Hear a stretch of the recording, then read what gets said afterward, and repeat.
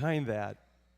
In fact, we were joking with Scott Allen earlier this week. Hey, Scott, do you think you could come up with some kind of miserable-sounding music for this Sunday, just kind of in keeping with the theme? But seriously, Gary was going to be with us. Dr. Meters is going to be with us this week. Next week, he comes from Grand Rapids Theological Seminary, where he serves as professor of New Testament and Greek studies.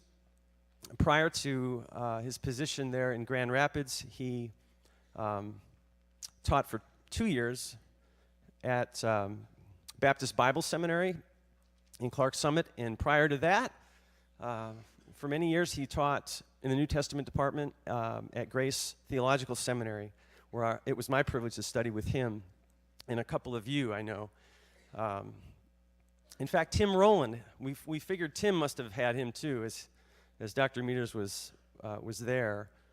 He couldn't quite place Tim, but I'm going to show him a picture, and I guarantee you it'll be, oh, that skinny redhead, because you can't have Tim Rowland anywhere without him making some kind of impression. Anyhow, Dr. Meters is going to be here next weekend as well, and as Scott mentioned earlier in the announcements, he'll be conducting a seminar on Saturday on seeking God's will. You may have seen the posters and little flyers and handouts, and on the back of the program, we have another announcement that gives you the details on the seminar, but it's open to all adults and senior high students, and Dr. Meters is author of a recent release from Baker Publishing on decision making, which will form the basis of the seminar. So it starts at 9 o'clock, 9 to 2, it's $5 a person, includes porta pit chicken, and then on Sunday, he'll be speaking again to us out of Galatians 5 on the fruit of the Spirit.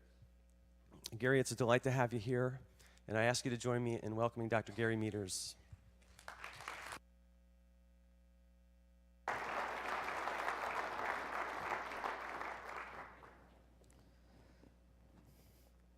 It's a joy to be here.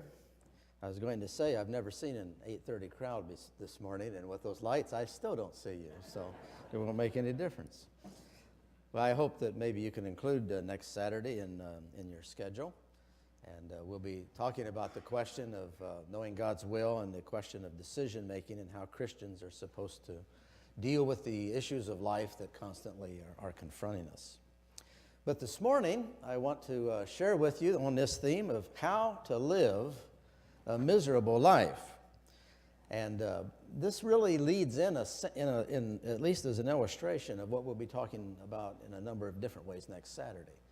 And we're going to go back in a time machine now, and if you follow in your Bible, you can turn to Genesis 12. But we're going to go back in a time machine. I'm kind of going to rely just a little bit on your general knowledge about the life of Abraham and Lot in the book of Genesis. But we're back into around 2000 BC. Now Moses, at the very earliest, would have written the Pentateuch, the first books of our Old Testament, around 1450 BC, or between 1450 and 1250. There's debates about the dating of the Exodus. But the fact is that we're going back nearly 600 years or so prior to the written Bible. There is no Bible around. But God's message still was getting through. We're going to talk about the fact that God appeared to Abraham. He called him out of his land and out of his pagan culture and took him to a new land. And through processes that aren't explained to us, brought Abraham to an understanding that this is the true God, and I'm going to believe in him. We've got this figure of Melchizedek a little later in Palestine when Abraham has an event with him. And Melchizedek evidently worshiped the true God.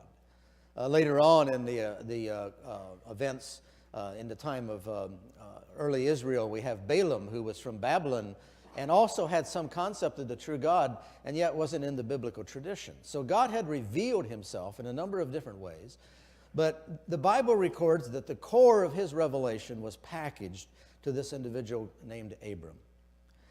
And Abram was called from the land of the Ur of Chaldees in chapter 12 of Genesis. It says, "The Lord had said to Abram, leave your country, your people, and your father's household, and go to the land that I will show you." Now we could turn to some other places in the Old Testament, for example, over near the book of the end of the book of Joshua, and find out that he was called from beyond the river. and which probably refers to the Euphrates and the Tigris River. And if you could just sort of think with me this morning of a map of that ancient world, you've got the Mediterranean Sea, you've got the land of Palestine, and then you've got a desert, which no one really tried to transverse in the ancient world. So you had to do what they called the Fertile Crescent. You had to go up over the top through Syria, up through Damascus, and then over into what is now Iraq. And that was Mesopotamia in the ancient world, and it was sort of like a horseshoe that's got the open end on the bottom, and you just have to kind of go over the top and then down into Babylon. We're not exactly sure where Abram was from. He might have been down around Babylon, or he could have been a little farther north. But the really important thing is this, is that God, supernaturally, came to this individual, selected him out of all of the people of the earth in which he could deliver his message about salvation. And he promised Abraham a land. He promised him a seed. And that seed would become a nation. And that nation would be the bearer of God's revelation for this world.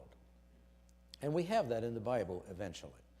But we're hundreds of years before you could pick up a Bible and read it. So if you were going to learn about the true God, you'd have to learn from this person named Abram.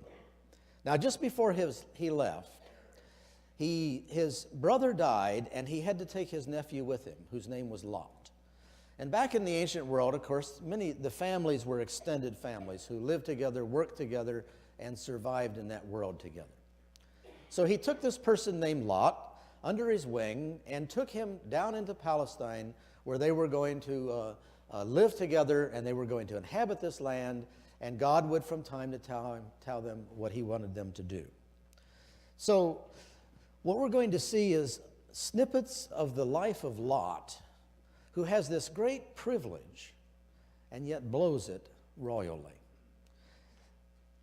And he certainly does example to us how to live a miserable life. The first thing is this. Lot's life demonstrates that a great beginning does not ensure a great end. You can have a great start in life, but that doesn't necessarily mean that that's the way you're going to proceed or that's the way you're going to end. Now, Lot had a great beginning. Just think about some of the details of that. Lot was Abram's nephew. And so when his father died, he came under the tutelage of Abram. He was very close to him. He learned a lot of things from Abram. He learned how to make a living. And he learned all of those things, I'm sure, that Abraham had received about who this true God is. Back in the ancient world, you know, when they sat around at night and still talked to each other, and around a nice little campfire or something like that. Oral tradition was the thing that perpetuated the understandings that people had. And this was a rather fixed thing in the ancient world, where it was perpetuated from one generation to another. The stories that were told. We've sort of lost stories in our culture, I suppose. And this was even true in early America, how a family would pass down the family stories. And I'm sure that Abraham sat around at night and listened to these stories, or Abraham sat around and told these stories to Lot. And Lot listened to these stories about the true God. Now, we don't have much of that record. There must have been a lot more information that Abram has that's ever been recorded by Moses. We just have sort of an abstract of what was going on. In fact, it's such an abstract in the book of Genesis that sometimes there's 20, 30, 40 years between these appearances of the true God to Abram. He had to run on what he'd had and what he had received up to a certain point, sometimes for decades before God reappeared and gave him more information. Those are things we don't normally think about when we're reading the book of Genesis. So Lot's life demonstrates, first of all, that a great beginning does not ensure a great end. Abram put Lot into a privileged position. Lot's instruction from Abraham was varied. He learned of the true God, that divine election of God calling Abram out of a pagan world. He heard the information that God had given to Abram. But he learned some other things too. He learned some things about real life. You know, you can't live together in those kind of circumstances and not come to see what a person's really like. You know, most people just sort of see us on the exterior. They see us in passing. But when you live with someone, you get to know them just a little bit better. In chapter 12, verse 14, it says, Abram came to Egypt. Now, in the ancient world, in Palestine, there's a story they tell in Israel that when God was through with creation, he had a lot of rocks left over, so he just dumped them in Palestine. And it's a very rocky area. You remember the parable of the sower in the New Testament, that when they sowed the seed, that the sun came up and destroyed it. The ground was not very fertile, particularly in the mountain regions. And as a result of that, there were lots of droughts, and you'd either move north with your cattle, or you'd have to move south to find grasslands to feed the cattle. And so it was natural to go down to Egypt. It wasn't something unusual. But it was a risky thing as well.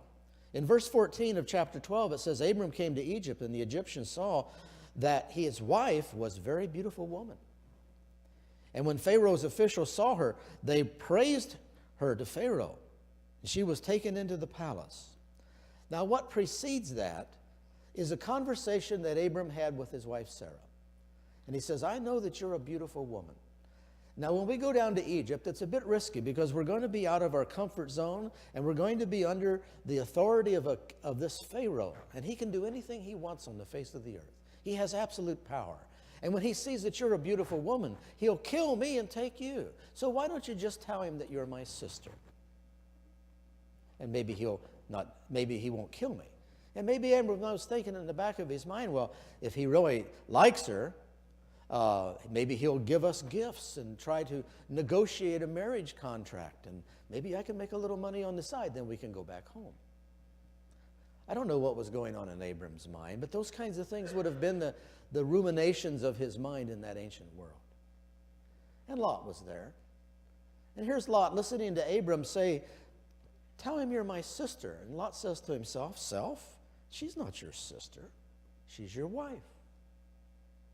That's a lie. Now, the Ten Commandments hadn't been given yet. Now, I don't know if God had said something to Abram about thou shalt not lie up to this point. I don't know if Abram had shared that around the campfire. But I'm sure that some part of that package that God had given had the issue of integrity and truth-telling as part of it. And so Lot said, well, this is interesting. Let me see what happens. And we read these verses. They go down to Egypt, and lo and behold, Pharaoh saw Sarah. She's a beautiful woman. And in the ancient world, they multiplied wives to themselves, not just to multiply wives, but most of this was political. If you had a wife from another nation and had children, that other nation is less likely to come against you in war. It was a common thing. Solomon had 1,000 of them, according to the Old Testament. Alliances with all the nations. And so Pharaoh says, I think I'll have her as my wife. I'll bring her into my concubine. He treated Abram well. Oh, there it is, for her sake. And to treat him well doesn't mean nice Abram. It means gifts and goods and services. And Abram acquired sheep and cattle, male and female donkeys, men servants, maid servants, camels. But the Lord inflicted serious disease on Pharaoh and his household because of Abram's wife Sarah. And Pharaoh must have been confused about that. He summoned Abram and he said, what have you done to me? Why didn't you tell me she was your wife? He came to understand. And he had her in his household. And God was displeased with this, and Pharaoh was taking the blunt of it. It's a wonder that he didn't just kill Abram right on the spot. But because God was protecting Abram in spite of himself, Pharaoh says, get out of my country, take her and go. And I'm sure a few other choice words that if I ever see you again, it's curtains. What an embarrassment. Lot must have thought to himself at that time as he was learning about real life from Abram, this is all the result of that little thing that started it.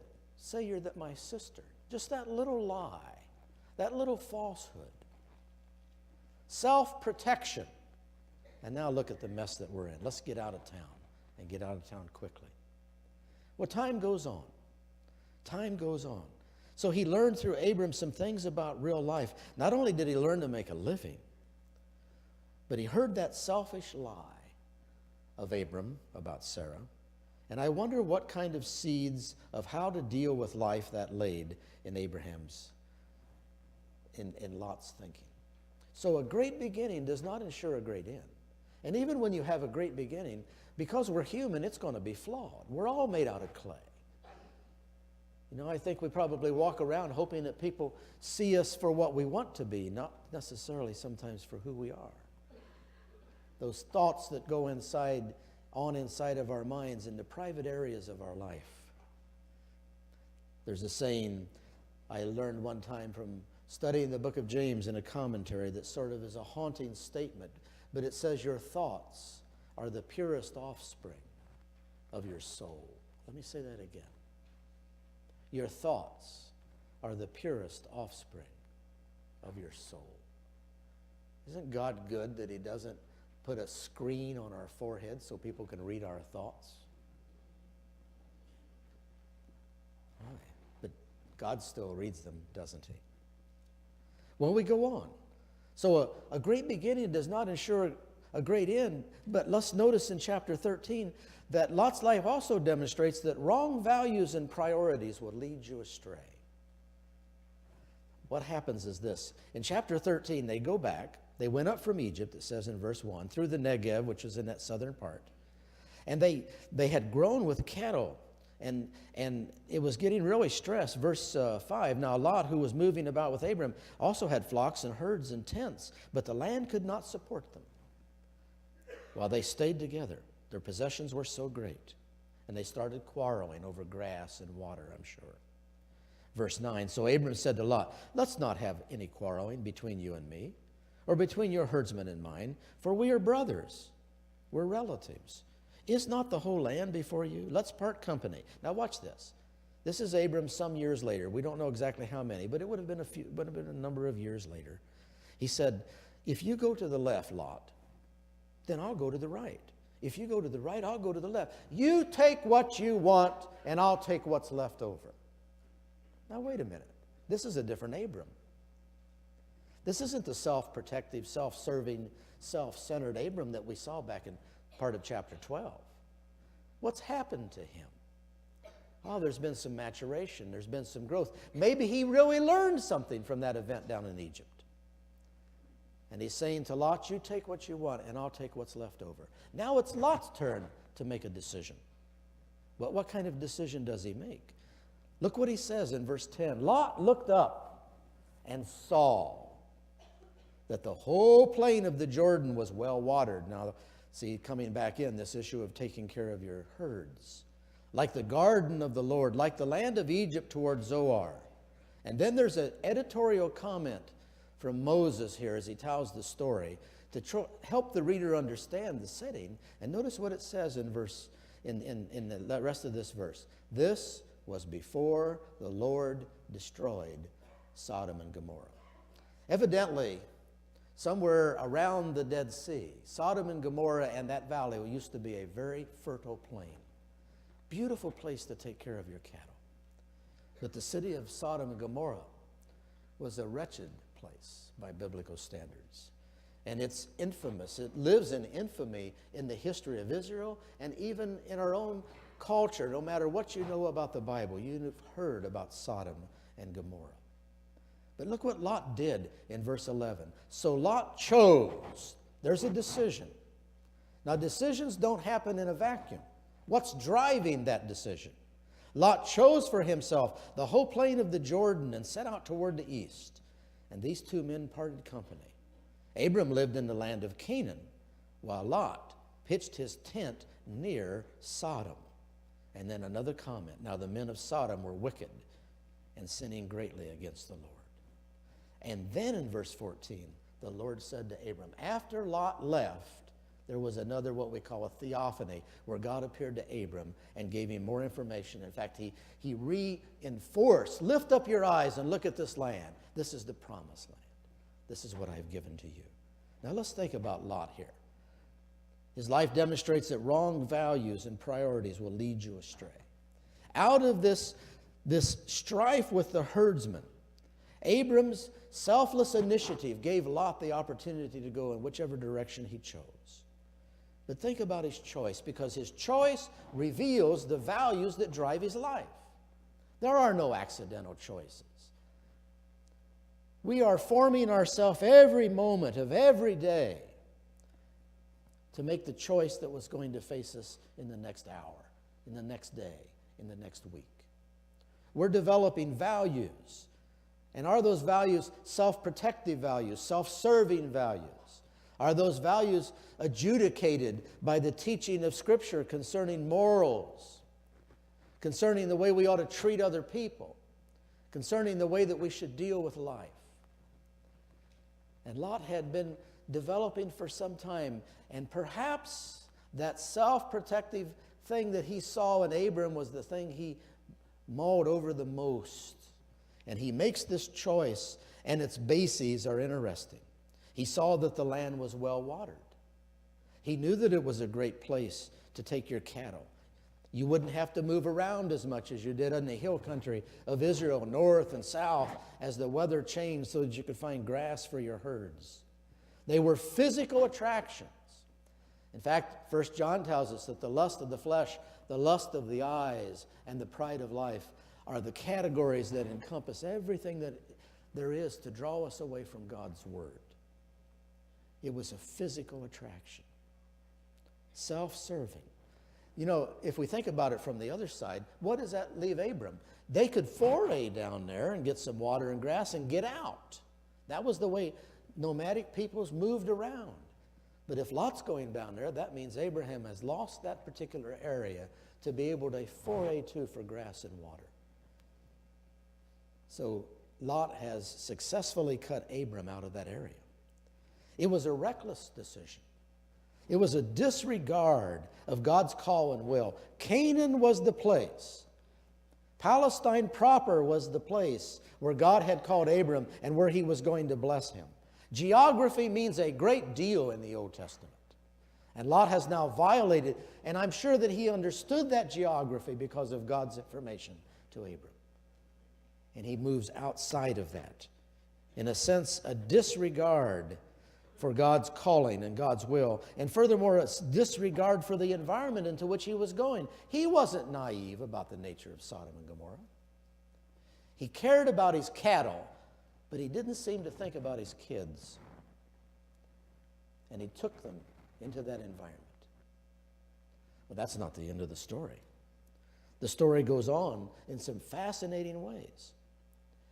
Not only does his life demonstrate that a great beginning doesn't ensure a great end, and that wrong choices and values will lead you astray in the decisions of life, but thirdly, Lot's life demonstrates that wrong choices produce miserable living.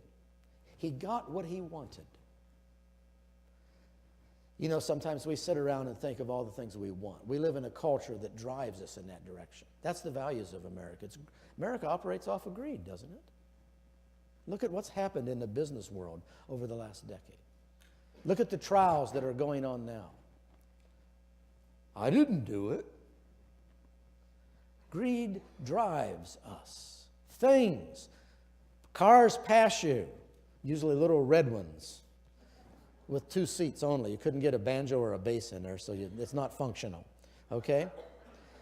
And they've got a bumper sticker on the back, and it says, "He who dies with the most toys wins." I never thought death was a reward, you know. We live in that kind of culture. You ever sit around and think, boy, I wish I had what I wanted? And when you do, ask, well, what are the values that are driving that? Some people do get what they want, but they find that what they really wanted was fulfillment in life. To be loved and to love. And when they got what they wanted, it wasn't what they wanted after all. It was just things, stuff. Lot got what he wanted, but he lived a miserable life. And let me unpack that just a little bit for you. He lived outside the protective hand of God. And if we had time today, we could look at chapter 14 and see that marauding kingdoms came down to Sodom and carried Lot and his family away. And guess who had to deliver him? Abram. Abram had to leave what he was doing and go and deliver Lot's family from these marauding tribal people that had come down and sacked Sodom and Gomorrah. That's an interesting thing. You know, we think that what we do doesn't affect other people, but everything we do affects other people. So Abram wasn't done taking care of Lot. He had to deliver him from that particular situation. So his life affected Abraham, not only in that flight, but you'll remember the famous prayer. Those three men, came to Abram at the tent of Mamre and said, we're going to destroy Sodom and Gomorrah. And you know what the first thing Abram thought about was? Lot's down there. I got to intercede with God. And we know that one of those angels was actually a pre-incarnate appearance of Jesus Christ called a Christophany, where Jesus actually appears and like a person. And Lot walked with him. The other two left for Sodom and Gomorrah. And he prayed, oh, if there just be 10 righteous people, won't you deliver them? So now he's stressed not only in resources to deliver Lot physically, but now he's stressed in his soul because of Lot's decision. Well, the angels go down, don't they? They go down to Sodom. And when they get there, over in chapter 19, I want you to notice something. In chapter 19 of Genesis, it says, and the two angels arrived at Sodom in the evening, and Lot was sitting in the gate, or the gateway of the city. Now listen, in the ancient world, to sit in the gate had a technical understanding that you were part of the political system of the city. It wasn't like going down to the general store and sipping an RC Cola and eating a moon pie, you know. He wasn't just down there with the good old boys hanging out. This was where trials took place. This is where the government of the city took place. This is a common expression in ancient and Eastern culture. When they sat in the gate, they were a public official. Look at Lot. Not only did he go down and pitch near, now he was inside. He's in the inner circle. He's become part of the system. He's a judge, according to 19:1. He's kind of like a judge that's under mafia control. He knows what's right, but if he does it, he's toast. I want you to see something from the New Testament very quickly. Turn over to Peter, 2 Peter, over near the end of the New Testament. Past the book of Hebrews. Don't collect $200 yet. See, that game's revived. 2 Peter, a little bit before the epistles of John. 2 Peter, and chapter 2, and verse 6 it says, if God condemned the cities of Sodom and Gomorrah, that story's not over. Jeez, this is thousands of years later. By burning them to ashes and made them an example of what is going to happen to the ungodly. And if he, notice this, rescued Lot, a righteous man who was distressed, underline that word, distressed, I'm reading the NIV, by the filthy lives of lawless men.